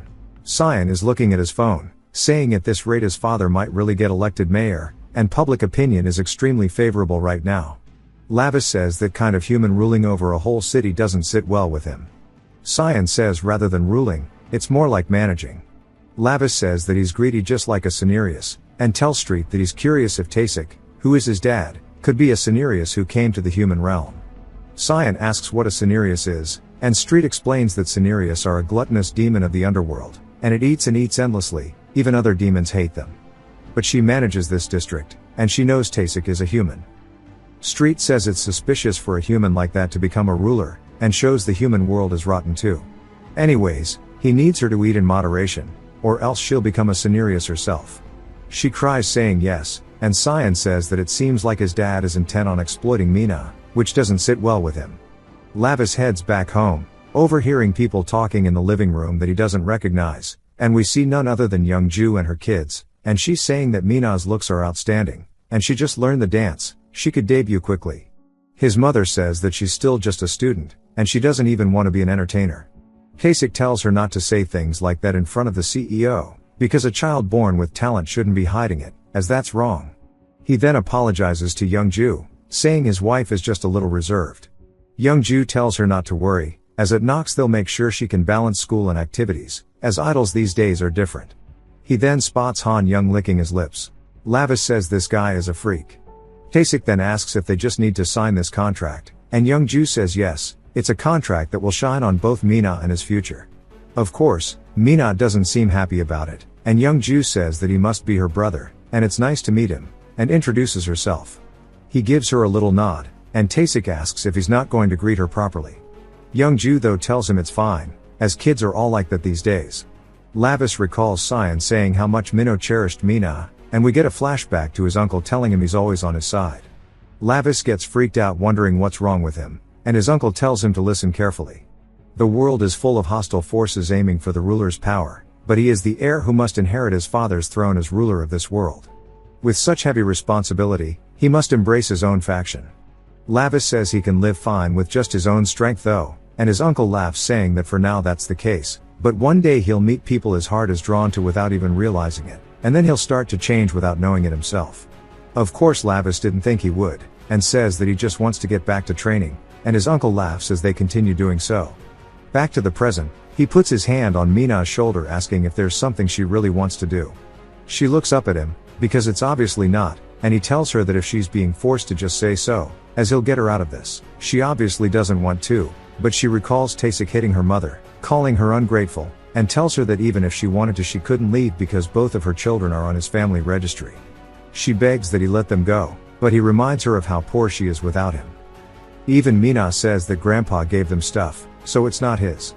Tasik says that she's just like her bitch mother, and they're both naive, and if she wants to know the real key to surviving they need to stay here because once he grabs something it's his forever, and that it's something she needs to engrave into her brain. After recalling this she says that this is her choice, and that she'll do it, but on the condition that if she makes money it is put into her name as she plans to rescue both her mother and brother from that monster. Kasich tells her that's a given, and laughs awkwardly saying that her hard work is hers alone. Young-ju agrees, saying that they can sign the contract now, and Taesik tells her to look after his daughter because she's dearer to him than life itself. But the only parent actually worried is her mother, asking if she's certain about this, and Mina tells her to trust her this once. She also thanks Lavis for his concern, and he kind of stares at her. But later we see Young-ju in the car with Han Young, and she says the more she looks at her the more perfect she is, and she can't wait for her new vessel. Her eyes are so pure, which is something you don't see that often. Han Young then says that her brother seemed off. Young-ju asks Han Soo what she thinks, and she says that she sensed something special for him, and he's not human, which she's certain of. Young-ju says that if she says so, then suggests he could be a demon realm tracker then. Han Young then asks if she wants him to handle it, and she says not yet because if they act rash it could make it worse, and for now they just need to watch as Mina is their #1 priority. Bro starts throwing a fit because she told him no, and she tells him to have patience as the no moon night is almost here, and once they do the ritual and make Mina hers he can do whatever he wants to her brother. He asks if that's a promise, and she says that it is. Han Soo then calls her Mara, and it seems to trigger her as she tells her to never speak the name again as right now she's Young-ju, and she'll be reborn as Mina soon. And not even the Demon King or the 12 black seats could stop her at this point, as she's not going to fail. Sometime later Mina heads to Nox Entertainment, and tells herself that she can do this. As she walks in, Young-ju introduces her to everybody, saying that they've probably already seen her on TV, and she will be the center for their new entertainment group called Zara. One of the other girls says that for her to decide this so suddenly it doesn't make sense as she's been training as center this whole time. Young-ju tells her that she's done great so far, and now she should just support her from the sidelines. She then leaves telling Mina to make it work, and closes the door. The girl who was center originally, Hyun, starts barking at her saying that she's only here because of her dad. It must be nice coasting on connections, and that she's been training for this spot for 4 years, and she must have asked for it specifically in the contract. Mina tells her that she didn't, and Hyun slaps her across the face saying that she would like to see how far her daddy's backup can get her. Mina stares at her, and we see that she actually cut her cheek from the slap, and back in Young-ju's office Han Young says that when his mom sees this she's going to lose her mind. When she does enter, he then points at the TV telling her to take a look, and she asks what's wrong, and he tells her that he clawed Mina's face. She sees her holding her cheek, and she starts to get pissed asking how dare she scar her precious vessel. Meanwhile Lavis, Street, and Cyan are chatting, and Street says that Nox is really famous, and that she could dominate the human world if she nails it. Cyan says that it seems like Street knows everything, and she says she's lived here for over 200 years. Lavis tells them that if that's his little sister's, well, it's none of his business, but the president lady and her kids gave him a weird vibe. There was no demonic aura, but they didn't flinch at his gaze, and they could be demons hiding in the human world. Street says that long-term human world demons hide their aura like it's nothing, and it's better to be safe than sorry. She warns him to not do anything to stand out, and Cyan tells him that glare of his is a little much, and Lavis says that he finds them too suspicious. Even without his aura he'd spot a demon. Cyan shoots a stray comment saying that he couldn't even find Barwer. And Lavis tells Street to drag him to the demon realm now as they're going to take him to boot camp. Cyan tells him to stop threatening him as he knows not just anyone can go there. Lavis says it's because he can't wield the demon bloodstone right, and even the dogs are ignoring him. He asks Street if she has figured out how to reclaim the power of it. She says that she has, and he tells her this is good because he'll reclaim his power, and orders her to scout Young-ju and her children, and take servant #1 with her, which of course is Cyan. It takes us to Hyun walking back home, and she starts crying saying this can't be happening after 4 years of prep, this is how it ends for her. She then hears a sound of metal grating across concrete, and turns around asking who's there, only to see Han Soo holding 2 machetes walking at her. Hyun asks if she did something wrong, and says that if it's about Mina she's sorry she just lost it for a second. Han Soo then stabs the machete into her face, and completely rips half of her skull off, painting the wall behind her with blood, and Han Soo asks why she had to hit her face as her mom hates that shit. That went from 0 to 100 real quick. We finally get some more backstory on Young-ju. We see her with her husband, and he says that she shouldn't be out here as he was bringing home some chicken for her, and the twins. She tells him that the twins couldn't just wait at home for him, and he calls her adorable asking if it's really the twins who want it, or her. He laughs, and we see a demon crawling out of the sewer, and this must be the one that has inhabited Young-ju body. At night while she was sleeping she was having some night terrors, and when she woke up she opened her eyes seeing the demon staring over her saying how much she liked her. Young-ju screams asking who she is, and the demon shoves her hand into her mouth telling her to shut up, and she'll crush them all. She starts to consume her body, saying not to worry about the kids as she'll raise them, that she's in need of a child anyways. The original Young-ju screamed and cried, but alas it did not matter as the demon had completely taken over her body. We even see her eyes change, signifying that. Her husband woke up asking what that sound was, and instantly realized that she was not okay. The door to their balcony is slid open, and we see her holding him by the throat with one hand, asking if he's really the husband as he looks so low class. She doesn't plan to live with a guy like this. He asks who the hell she is with tears in his eyes, and she asks why he even cares, and she throws him out. He screams her name before we hear a loud thud as his final thoughts are spread onto the concrete. Young-ju holds onto her belly, and starts laughing, saying this body belongs to her now. Later, in the delivery room when it was time to give birth to the twins, she starts kicking the nurses, and they tell her to calm down. She tells them to shut the hell up, and get these filthy things out of her before she kills every last one of them, and it's all because of that bitch Aeneas. Of course she is talking about Lavis's mother. The nurses ask what's wrong as the children both have red eyes, and they say this can't be. Sometime later, back at her house now that she's out of the hospital, she says that she feels so sluggish, and it must be because she gave birth. She's tired of looking at her belly fat as well, and she doesn't know if it'll ever go away. Han Young and Han Soo looked up at her, and she puts her foot in their faces, saying that if they've taken her magic power they should pay her back for it. They need to stop crawling around like this as they need to grow up, and protect her until she can find a vessel that can fully hold her spirit. Sometime later we hear some people saying that they know she's in shock because her husband took his own life, but this is still too much. As she went out with her friends one day, and they say this is not the Young-ju they remember. The other friend brings up the kids, and apparently she won't show them to anyone, and she's barely even at home. They talk about how happy she was when she finally got pregnant after all that trouble, but now look at her as she's trying to seduce a man, telling him that she knows he works in broadcasting, so he must know plenty of pretty and handsome kids. She is in the files for sure, as she's blowing demonic energy into him. He starts to get hypnotized, and falls straight onto her shoulder. Young-ju says that there is no shortage of young and beautiful things even in this human hell. Until she can get her revenge on Aeneas, she'll make them all hers. Until the day she kills her with her own hands. Back to the present, we see her crying crocodile tears, saying that Hien was a girl slated to be the center of their group. She was more talented and more loved than anyone else. The detective asks if the victim has any known grudges with her colleagues, or if she was being stalked by someone. Young-ju goes to explain it, and begins coughing. The detective asks if she's okay. Of course she's just playing innocent until Han Young speaks up, saying that it's best to stop here today, as the CEO thought of her like a daughter. Han Soo agrees, saying that they should go meet the other trainees. This is also the cop pair from Young Moo's case. The detective says he understands, and tells the other detective, Sung Hoon, that it's time to go. She agrees, but when she looks back she can't help but feel suspicious. After they finally leave, what we see happen is Young-ju is trying to stop herself from vomiting, as when she does it's nothing but bugs that fly out of her mouth. As they are now all over the floor, she says it's because of that damn detective scouring in like a rat on the hunt. She's funneled so much money to the top brass, and makes her wonder what the hell they're even doing. Han Young says he'll stop eventually. But she says her body is rotting away, as she's literally dying of impatience. It's all because that bitch Hien put a flaw in her vessel. He begins comforting her, asking if she's anxious, and if so then he'll have Mina's body ready soon. She tells him to hurry up, and start. Later when Mina and the group are there, they say surely they've heard the news about Hien. Some crazy bastard, or maybe some crazy bitch did it, and there are too many psychos in this world, since attacking a high school girl with a weapon like that in the middle of the street is wild.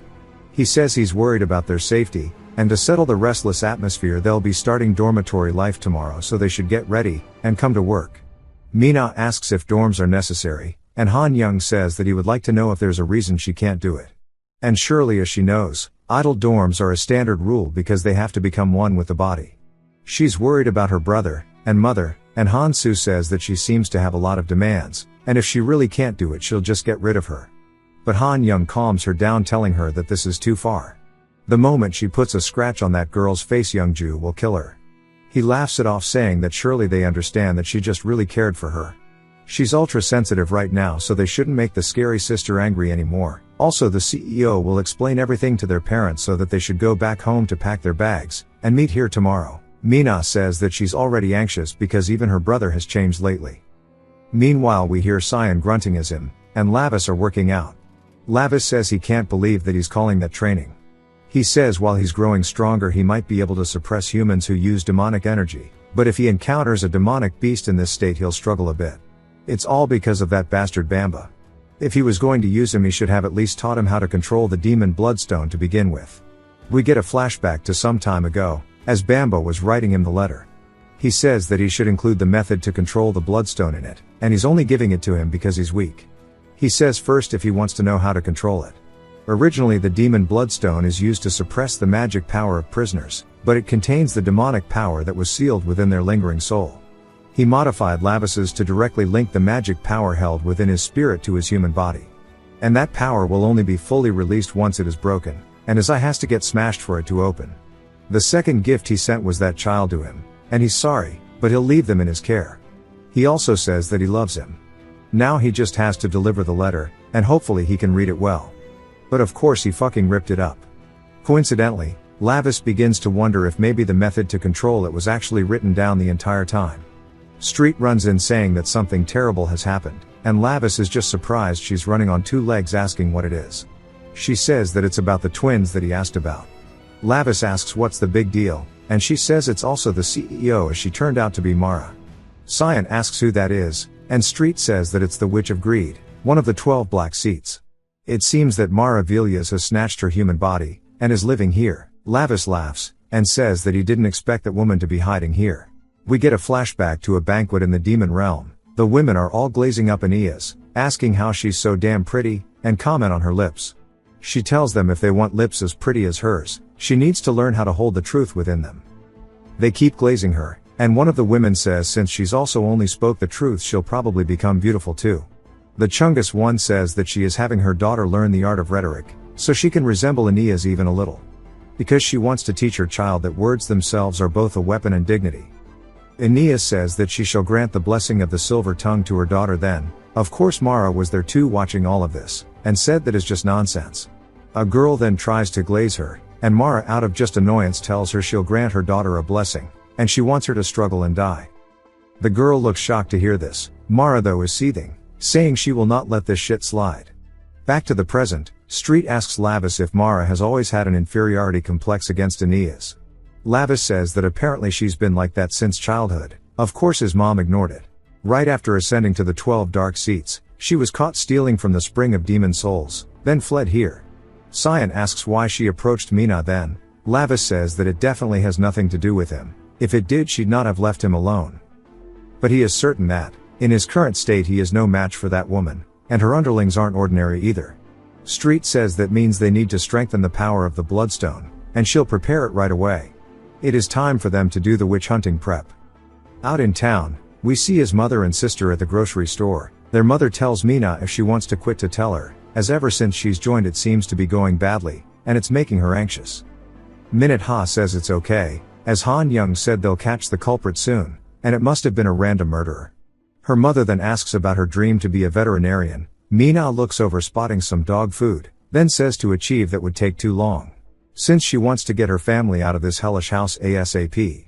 With her own power, she fake laughs telling her mom that dreams can change, and this is an opportunity she doesn't want to miss. As she'll get famous and earn a lot of money, her mother though says if she lives in the dorm she can't see her face often. Mina says that Tasik will surely quiet down once the election is over. Her mother apologizes again, saying if only she hadn't remarried. Mina tells her not to say that, she had it hard enough raising the two of them at such a young age, and dad dying wasn't her fault. And before the marriage he treated them so well, deceiving them all. Her mother feels horrible about it still, but Mina reassures her, saying she'll work hard. Meanwhile, Lavis and the rest are at an amusement park. Lavis calls humans pathetic asking what's so scary and I think bro just yacked. Cyan says he wonders if it's because he's a demon but he relieved himself so comfortably. Lavis says it was just indigestion and he ate something bad. Cyan tells him to wipe his mouth before lying. Lavis says he is never riding that thing again. They get to a haunted house, and Lavis asks if this is the right place. She says that she's certain that there's a demon that has been imprisoned in the human world, but recently slipped out of surveillance. With her instinct she tracked it down. He asks what the demon's name is. She says that it's Scream. It has the ability to convert people's screams into demonic power. It transforms the sound waves born from fear into demon realm frequencies, and injects the power into itself, so luring it with someone who screams well would be effective. He says it looks like Cyan is actually gonna be useful for once. Cyan says that he's a man who knows no fear. He's never even screamed once.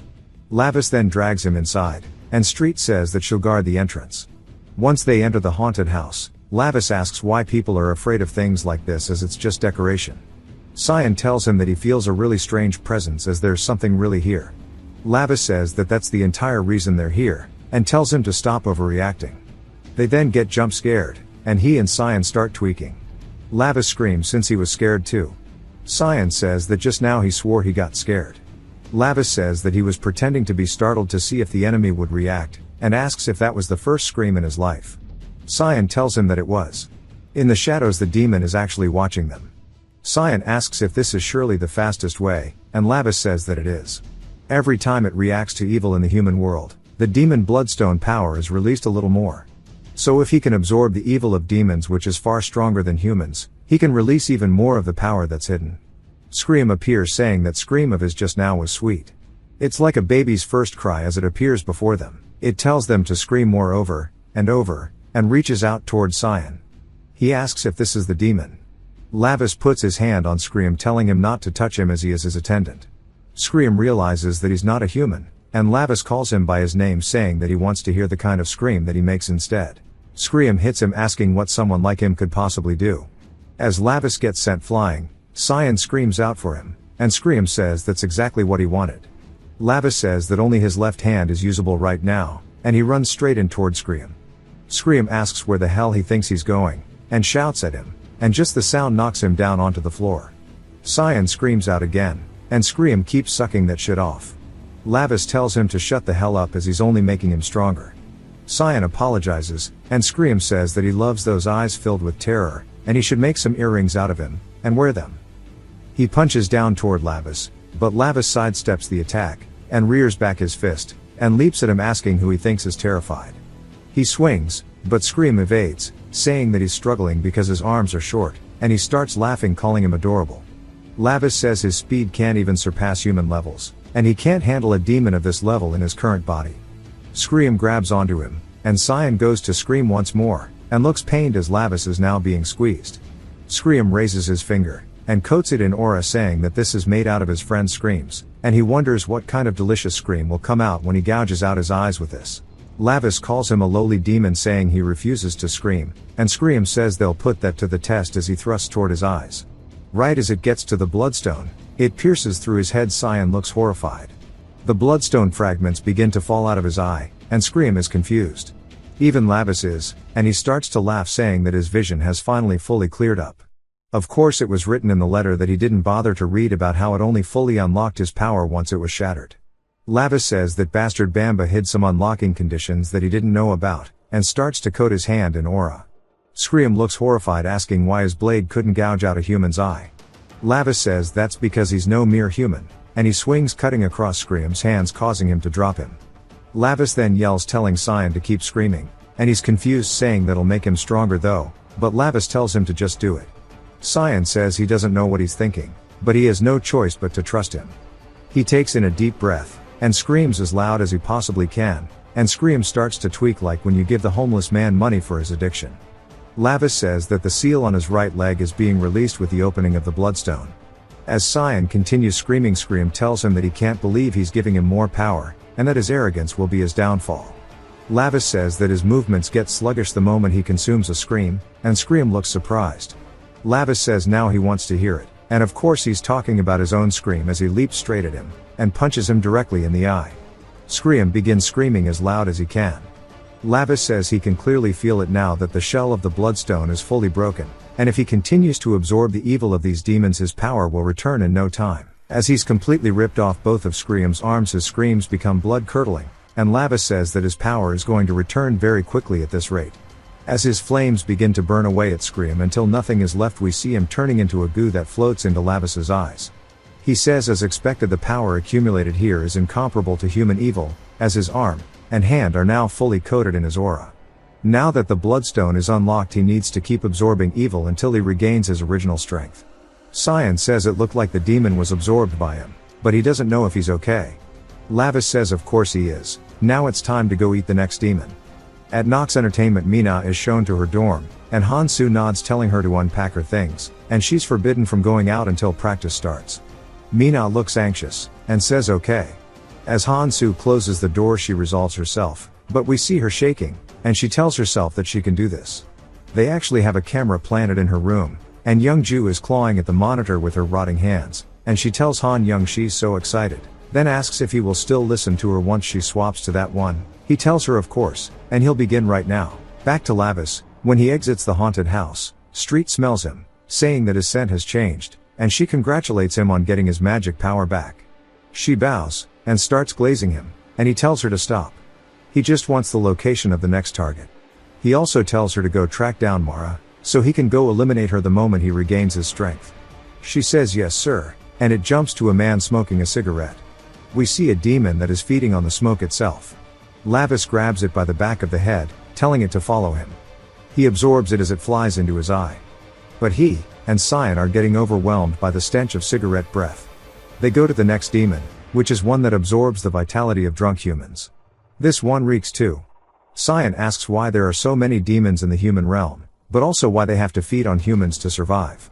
Lavis explains that demons that flee to the human realm lose their magical power when crossing the barrier, so they have to find a substitute to survive, otherwise they'll cease to exist.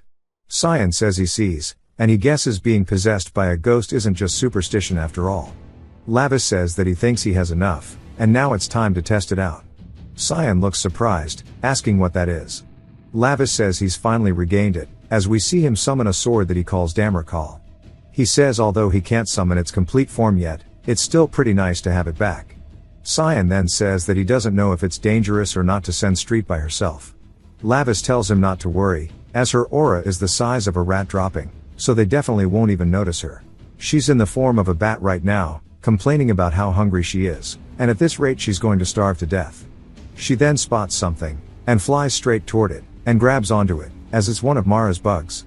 She goes to eat it, and recognizes what it means, then she realizes it has Mara's mana in it. She understands it's a bad sign, and flies away. From the parking garage, a car comes up, and we see that they have Mina now. Han-young asks if he did a good job by knocking her out, and Young-ju says that he did, and it's time to do this quickly. He says he can't wait, but it also looks like Mina might wake up soon. Meanwhile, Street is yapping, but it's all muffled because of the grub, and Lavis tells her to spit it out before she says anything, as he can't understand her. She tells him to take a look at this, and he asks what it is, as it stinks. She tells him it's one of Mara's parasites. And it seems she lost her form of crossing the barrier, and possessed a human body. Lavis says that if parasites are coming out of her body, it means that she needs a new one. Since her demonic soul can't last long, it would need to be soon. Cyan asks if that casting offer last time was them targeting Mina's body, and Lavis says that makes sense. Young-ju has always been obsessed with youth and beauty. Even though she's way older than his mother, that hag should just act her age instead of going crazy. Cyan is confused, asking how old his mom is, and Lavis says in human years she'd be around 6,400 plus. Cyan is surprised, and asks Lavis how old he is, and he says that he'll need a minute to think about it. When his uncle last showed him the human realm when he was little, the humans were building something back then. Of course, we see it's the pyramids, and his uncle Barca says that it's a temple the humans are building for him. It's something that a lowly demon god like his nephew could never covet. As he continues teasing him, Lavis asks what's so great about it. But Bamba tells Barca as far as he knows those humans aren't worshipping him, but they're worshipping Ra of the celestial realm. When Barca asks why the hell they'd be worshipping the guy he bodied, and Bamba asks how he's meant to know. Barca laughs it off saying that he won, so it's his, technically. Cyan then tells him that the pyramids were built over 4,000 years ago, and he's way older than he imagined. Street tells him to get back to the point. His younger sister might get devoured by Young-ju at this rate. He then realizes that's not a good thing.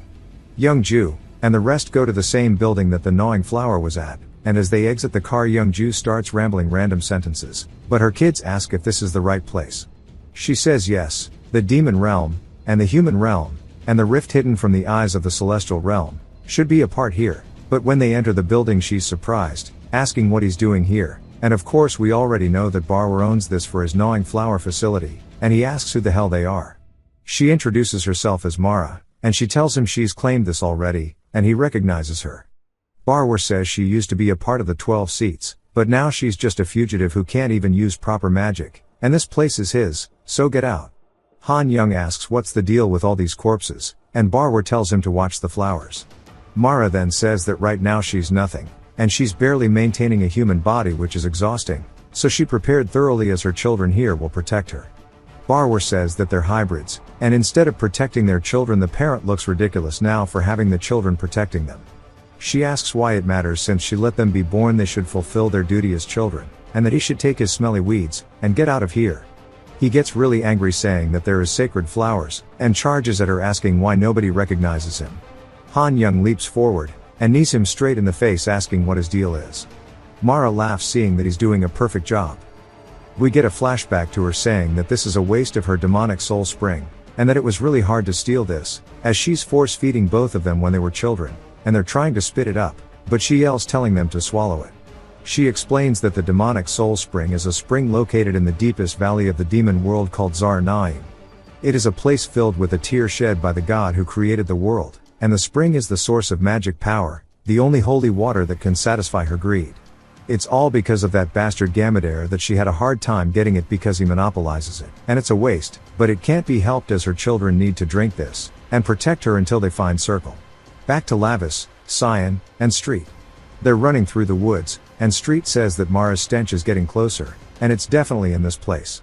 Cyan asks why there's a building like this here, and Street unshapeshifts saying that now her nose is useless.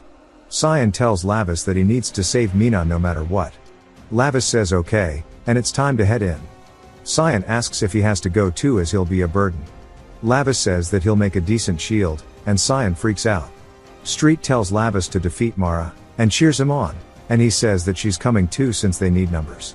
She says that she should have just stayed under Lord Bamba to begin with. Meanwhile they put Mina down on a magic circle, and Mara says it's time for them to start. Barwer begs her for mercy saying that if she wants to stay in the human world she'll need him. Han Young tells his mom that he wants this one as there are already so many annoying things, and he can make him handle the small stuff. Barwer agrees saying that he'll be a great house slave. Lavis says that birds of a feather all flock together, and it seems that's a true saying. There's a drug addict who betrayed his family, and a runaway driven out by greed, as well as hybrid twins, and all four of them suit each other. Mara turns, and Han Young's surprised saying that Mina's brother is here. Cyan as well looks at all the corpses, and freaks out. Lavis spots young Mu saying he wondered where he was, but here he is.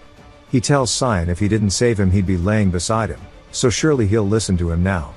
Cyan's freaked out saying that this is what the demon world must be like. Barwer says that if he knows young Mu then he must be the one who ruined his plan. Mara says she knew he wasn't just a human.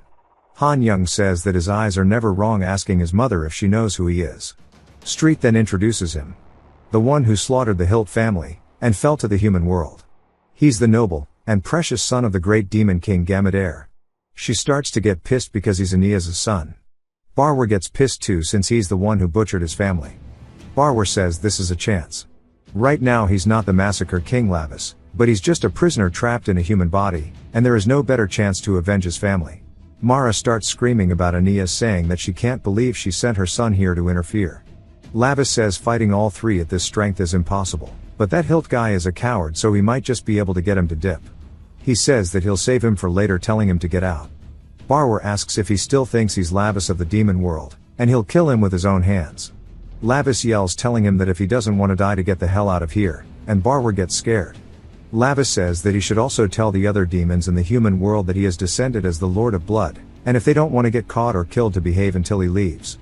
Barwer's terrified that he can use magic in his body, and runs straight toward the window asking how, but realizes he doesn't want the smoke, and leaps out of the 5th floor. Lavis calls Mara an old lady, saying that if she wants to be young she needs to endure pain that shaves off bone and flesh, and she shouldn't just steal someone else's body so easily. She asks who he's calling an old woman, and says he needs to treat his elders with more respect. She then begins vomiting blood, and Han Young tells her not to overdo it. She says she's getting curious now about the child Aeneas cherishes so dearly, and if her children tear him apart what face she'll make. Lavis says he's curious too if the child of the woman she envied all her life kills one of her children what face she'll be making instead. Mara tells both of her children to get ready, asking who is up first, and Han Young summons a ball and chain telling his mother he'll handle him first and just wait, and Han Soo summons her blades as well. Han Young tells his sister to stay out of this, since his weapon is enough to stop him. He throws it forward, and Lavis pushes Cyan to the side, and pulls Street away as well while dodging the attack. Han Soo closes the gap, and he blocks her swing as well, and she tells her brother to stay away. He then goes to swing, but says that she's blocking him right now, and she tells him to watch her back. Lavis says that their teamwork is non-existent, and he'll use this to his advantage. He says that before they kill him it looks like they're going to tear each other apart first. His sister almost hits him, and Han Soo starts tweaking. Lavis says that since they are interfering with each other's attacks he needs to turn them on each other because while one is overly confident, the other is cynical, and it's perfect to drive a wedge between them. This time he doesn't deflect her blade, and forcibly blocks it, and redirects it backwards. It comes into contact with her brother's ball, and he starts to get pissed, but so does she, and while she's distracted he cuts her across the stomach. Of course his blade begins absorbing her blood, and he says that for them being hybrids they sure have a lot of demonic energy, and he wonders what exactly she fed them. Han Young says that he's going to take this chance, and he throws his ball forward, and it cuts across Lavis's stomach. Han Soo says that she's pretty sure she'll be the one to finish him, and this time she gets a hit, and she slices 2 times across his chest, but she's surprised that he didn't actually die from that as he dodged at the last second. Han Soo runs in telling him that he almost died, and he needs to watch out because he has to be the one to kill him. He swings, and Lavis evades to the side, and then Han Soo leaps at him with both of her blades. He manages to block it, but it causes him to kneel, and she tells him to die over and over. He finally creates some distance, but says he lacks the power to deal with both of them yet, and he should try provoking them. He tells Han Young that his big sister is actually pretty strong.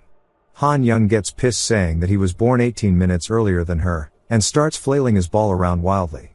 Lavis says that rage baiting is way too effective against this guy.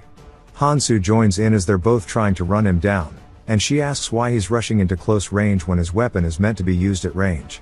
He tells her to shut up as he's going to give him to Mother first. Lavis says that his attacks will get rougher, but this guy is now useless, and within his striking range as he closes the gap. We see that Street is not just here watching as she's fighting off Mara, saying that she's disappointed that she's become so hideous, all because she couldn't control her greed. Mara gets pissed that she called her ugly, saying that she's nothing but a low-ranked beast. Street begins struggling. As the attack grazes her stomach she tells Cyan that he needs to hurry up. As he's running straight toward Mina he starts to put his hands on the barrier, saying it's hot, rather it's cold, as his hands are burning from the cold instead. But she's right in front of him, and he can't just leave her here. Frustrated he screams telling her to open her eyes already.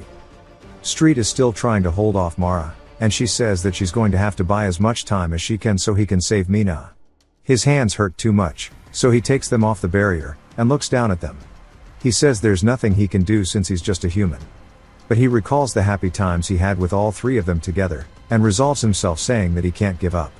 He screams saying he'll save her, and starts hitting the barrier over and over. Street is getting more wounded as the fight continues. Mara says that she should stop playing this game, and Street says that for her to have this much power, even with a rotting body, it's just a difference in class between her and somebody that was formerly of the 12 black seats. Mara asks if she thought that she was weak just because she looks like this. The attack sends Street flying backwards into a pillar, and pins her against it. As she starts screaming in pain Mara tells her to watch as she's going to rip apart that human. Street turns telling Cyan to run away, and he looks over, and all we see is blood flying through the air. It turns out what she cut was her own arm off, as it pins Cyan to the floor. She says that she's going to use him as nourishment, and he tries to rip it off, but says he can't. She says she wasted too much time because of them, and she starts to chant the ritual so she can take Mina's body. Mina's eyes open widely, and Lavis realizes this is bad, and starts to pour more demonic energy into his sword. He needs to finish this fight now or at least buy some time, and he attacks the 2 of them causing them both to block it, and begins to turn and run. They both try to get him to stop, and Han Young says he'll go first, but a wire appears around his body, and starts to pull him away. He then gets tape on his mouth as he gets dragged around the corner. He sees Jay. He's saying that he shouldn't bully her dear Lavis like that.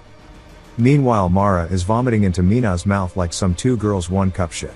She starts to go into her body. Mina begins laughing as her eyes open. She says she's finally obtained the perfect vessel. Her old body falls to the floor, and she says that with such a fresh body this is the feeling she's been looking for, and she's going to enjoy this beauty forever. Cyan screams, and so does Street, and Han-soo asks Lavis where he thinks he's looking. He says that he's too late. Jae-hee, who's obviously being taken over by Bamba, starts to talk about how beautiful Lavis is, even though he's getting wounded. Also, I don't know if Bamba is a guy or a girl, it's never actually mentioned, but Bamba freaky. Anyways, Jae-hee tells herself to get a grip as he's in danger right now, but if she steps in Lavis will see, and it's too embarrassing. But they can't just keep watching this either. Han Young realizes this is his chance, and starts screaming, and Han-soo turns wondering who did this to him. Lavis takes this moment of distraction, and starts to pressure her, and she gets annoyed. Mara looks over spotting it, and asks Han Young what he's doing on the floor as she pulls the tape off his mouth. He says that someone popped up out of nowhere, and she says it looks like they have a rat hiding here. He asks her if she succeeded, and she says she did, asking if she's pretty. He says that she is, and she doesn't look anything like herself. Cyan asks if it's all over now, and Street says that there's still a chance since Mina's soul hasn't disappeared yet. Lavis is surprised, but Street tells him that it's the night of the moonless night, and on the night when the moon is hidden the boundary between the realms blurs, and that souls are the most unstable. Until the night is over the ritual cannot be called complete, and Mina's soul will still be remaining. Mara then gasps, and tells Minho that her body is moving on its own, and Lavis wonders if that's really Mina's soul, but of course it's just Mara messing with him, saying that she knew he'd fall for it. He gets pissed as she's mocking him, and she says that she's so tired, so they should kill them all now. Han Young charges in saying that he'll do it for her, and Lavis says that he can't believe he's losing to a couple mere hybrids. Mara walks back over to Cyan and Street saying it's time to get some delicious energy, and Street looks worried, but Mara still is trying to decide who to eat first. She then spots an orb on the ground, and looks down wondering what it is. It pops out as a miniature Lavis, and starts to spew a red mist. But Lavis recognizes it. If you've watched till the end, comment, socks, to let me know. Huge shout out, and a special thanks to my Patreon and channel members. Subscribe for more videos like this, leave a like or a comment to help the channel out. Thanks for watching.